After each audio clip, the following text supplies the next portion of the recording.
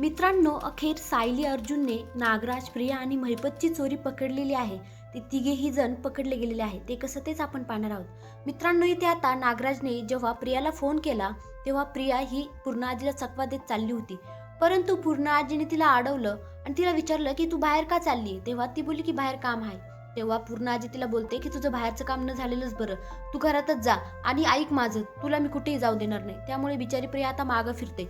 आता इकडे मात्र अर्जुन आणि प्रिया जेव्हा खोलीमध्ये असतात तेव्हा अर्जुनला खूप टेन्शन आलेलं असतं. त्याला असं वाटत असतं की नागराज काका इतके नीच आणि नालायक कसे काय निघाले. त्यांनी सुमन काकूला किती त्रास दिला आणि त्या महिपत सोबत सुद्धा त्यांची मैत्री आहे असं म्हटलं.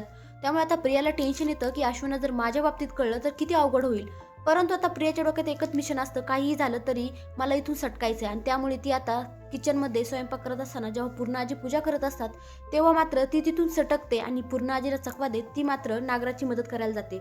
इकडे नागराज मात्र त्या सुमनवर इतके अत्याचार आरोप करत असतो, बापरे, तिला मारत असतो. तिला ती येत नसते म्हणून तिला ओढत ताणत तिला घेऊन चाललेला असतो. परंतु तिथे पोलीस आल्यामुळे परत तो तिला तिथे रूममध्ये नेऊन टाकतो.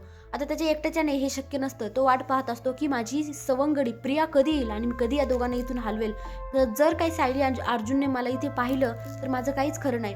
आणि सायली अर्जुन मात्र पोलीस घेऊन तिथे येतच असतात.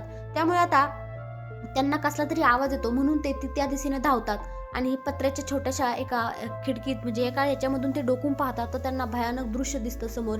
ते म्हणजे की प्रिया, महिपत आणि नागराज. प्रिया आणि नागराज हे दोघे महिपतला ओढून घेऊन चाललेले आहेत. आणि आता इकडे मात्र जेव्हा सुमन ऐकत नसते नागराजचं तेव्हा तो नागराज तिला बेशुद्ध करतो. इकडे महिपत मात्र त्याच्यावर हसत असतो की बापरे, तुला तर तुझी 5 फुटाची बायको सुद्धा सांभाळा ना, तू मला काय सांभाळणार रे, कसं करणार तू आता फसला जाणार. आणि खरंच आता नागराजचा डाव अख्खा फसला गेलेला आहे. आणि आता हे तिघेही जण काय बोलतात ना, नालायक नीच लोक आता हे सायली आणि अर्जुनला दिसलेले आहेत.